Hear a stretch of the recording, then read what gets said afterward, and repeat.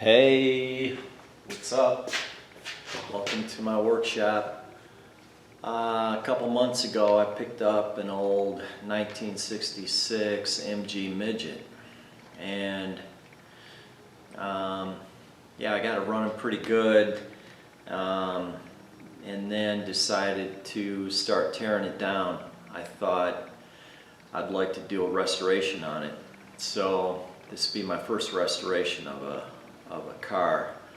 I've done, last winter I did a old vintage Honda CL100. Anyways, so I had so much fun with that I thought I'd try my hand at a car, but definitely not an expert. This is a learning curve for me. I'm a woodworker by trade, so this all takes place in my wood shop. So it's an after-hours project, and yeah. So a couple months ago, I got the car, and then I started breaking it down. Never thought about making a video, but I did start poking around on YouTube.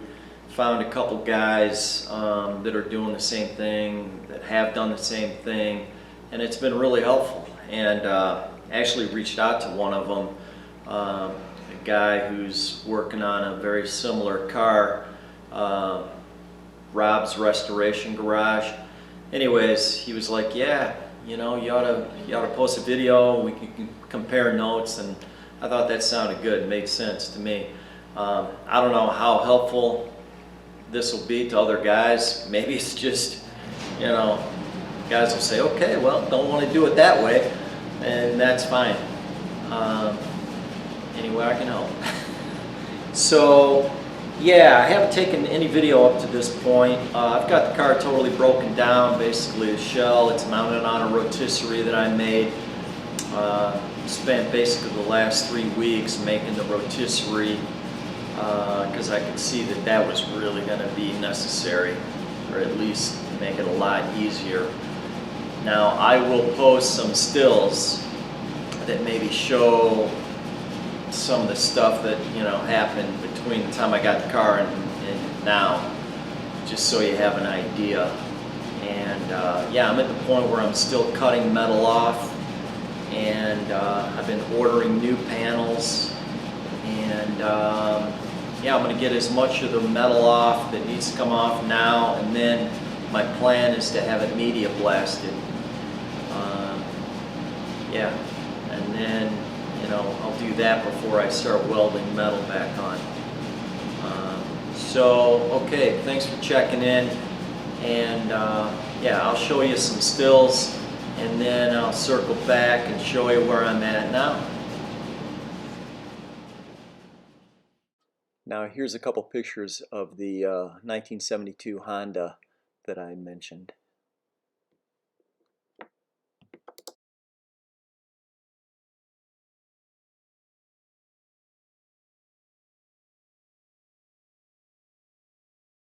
Now here's the car on the day that I got it. After getting the car running and driving it for a couple weeks, I started to dismantle.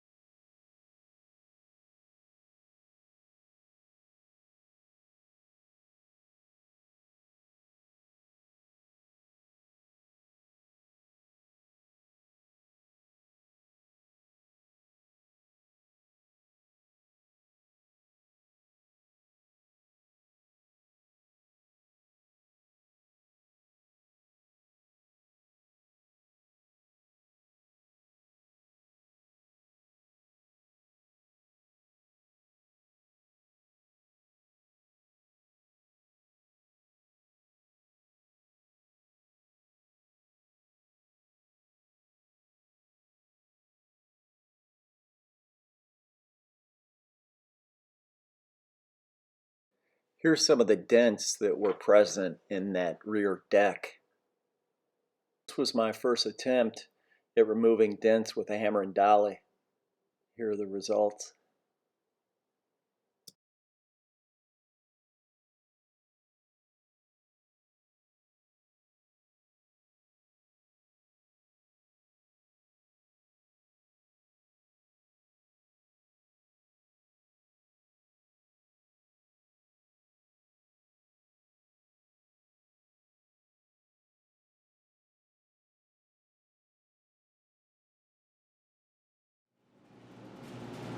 So the rotisserie turned out to be pretty simple in terms of how it works. I had most of the metal laying around. I think I had to buy one length of tubing. I was gonna kind of make a more complicated indexing mechanism, but I ended up just making two wooden discs, kind of friction discs with a handle, and I just clamp it wherever I want it to stop. Now, initially the car was really well balanced, but since I've been cutting metal off, more metal is coming off the passenger side. It's gotten unbalanced, but it's still easy enough to manage, and I can pretty much stop it anywhere. So I've been scraping off undercoating. I'll turn the car in a minute and I'll show you. So you can see here the A-pillar's off. I've started taking off flooring, rocker beam is out, and I had to cut the quarter panel off. I'm still working on that, cutting spot welds. I also welded in these braces because part of getting it mounted on the rotisserie, I lifted it up with a chain fall and I strapped right around that bracing and was able to lift it up. It's pretty well balanced. Now I decided to weld inside this wheel well here. There's a structure, a beam going around there, and then this housing, which is the housing for the hinge for the bonnet. And that got me away from the door opening, and I went down to this beam down here because I knew that this end of the beam and the jacking point is going to come off. That jacking point is jacked up, and you can see there's a crack in it. So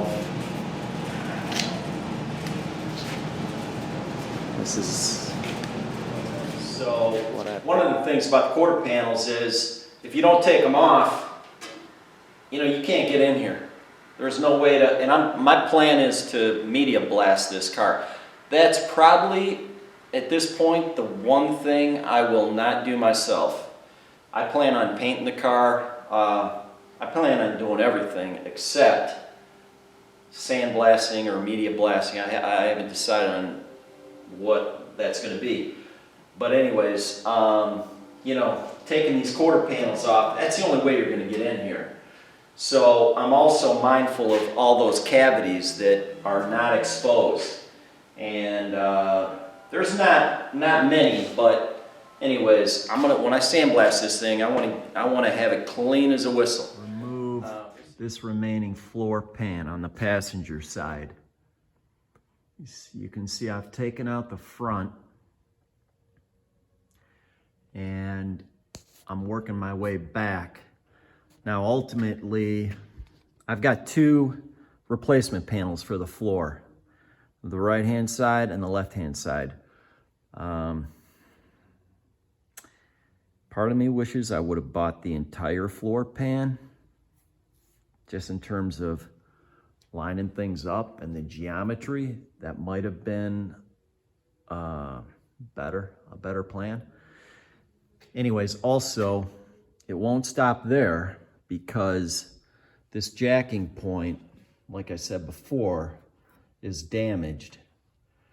So I'm going to get under the car and I'll show you. A portion of this is going to have to be replaced, probably back to here. So I'm going to lose this. I'm going to lose the floor. I mean, there's not much left to this side of the car. So then you think about, how do I get this back together and have everything line up? I know, some guys are really concerned about that, and I think that is justified. It's a big concern with me as well. I don't know. One strategy seems to be, guys, cut one piece out, replace it and then go on to another piece and replace it in the interest of keeping everything in line. So I just found I didn't see a real clear way to do that, because a lot of these problems happen on edges. You can see the light coming through the edge of that beam right there. So, you know, all the reference points, all the, you know, the places where things meet up on edges and seams, that's where things rust. So my strategy is to cut all of that out of there, get it out of there. I'm mostly using panels from British Motor Heritage from the UK. All this stuff is made on the original tooling. I don't know, I've heard different, you know, opinions about how precise everything is. But my idea is when I go put it back together, using parts from the original tooling and just being careful about alignment before I commit, clamping things in place, tack welding. I think I can get it where it needs to be. The other strategy I have is when I go to weld these parts back on, I think what I'm gonna do is reattach the suspension and put it on the ground. I've, you know, welded those braces in, but I'm not sure I trust that, you know, there's no flex. And, you know, I want those door gaps to be as good as I can get them. I don't know. So I think if I put it back on the ground and get it with the weight where it's gonna be on the suspension, before welding everything together, I think hopefully that'll get me to where I wanna be. I'm looking ahead, and I'm gonna be cutting the end of that beam off. And one thing that's critical is the distance between the transmission tunnel and the inner sill, because once I cut this off and I splice in a new piece, we got to make sure that's the same length. And so I'm gonna take a little bit of time to measure that, and I'm gonna show you how I'm gonna do it. I don't know. Okay, so I've grabbed a couple thin sticks of maple from the scrap bin, and I'm gonna apply some adhesive to one of them. It's just a double-sided tape, and I'm gonna put them in here between point A and point B and slide them out till they touch at A and B. And then I give it a little squeeze.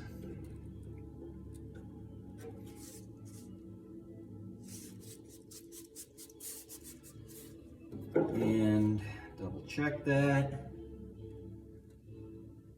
Okay, so I'm gonna go shoot a couple brads in these two sticks, make sure they don't move, and then I'm gonna label it. And I'm gonna rotate the car a little bit. It's so important to get comfortable in my opinion.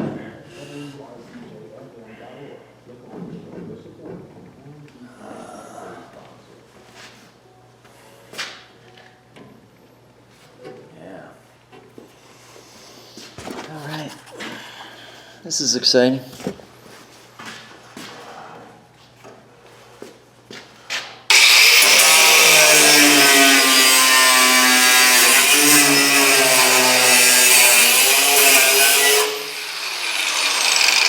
By the way, this will not be the final cut on that beam.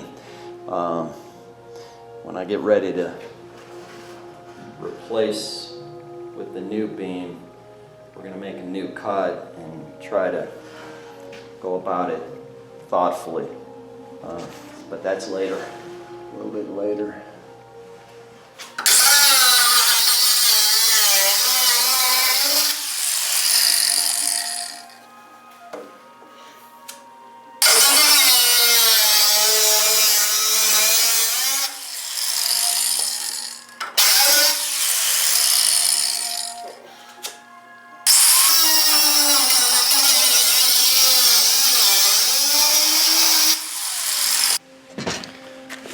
Okay, so I've just gone on the other side, and I've got the Sawzall out, and I'm thinking it's long enough.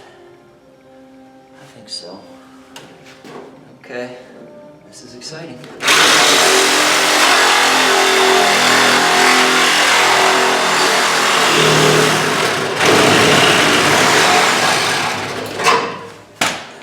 Lock that.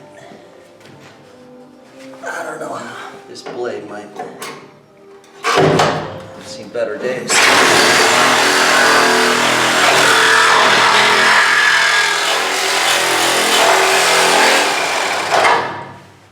Alright, we're getting somewhere.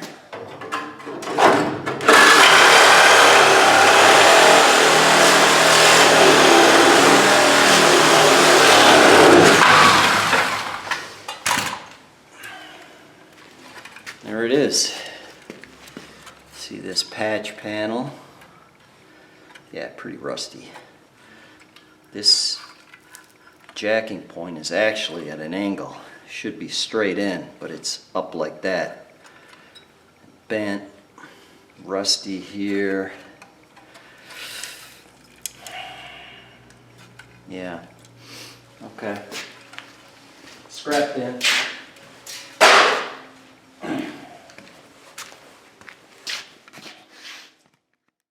Hey, thanks for checking in. I'm going to keep cutting off rusty sheet metal in preparation of having the car media blasted. Please check back.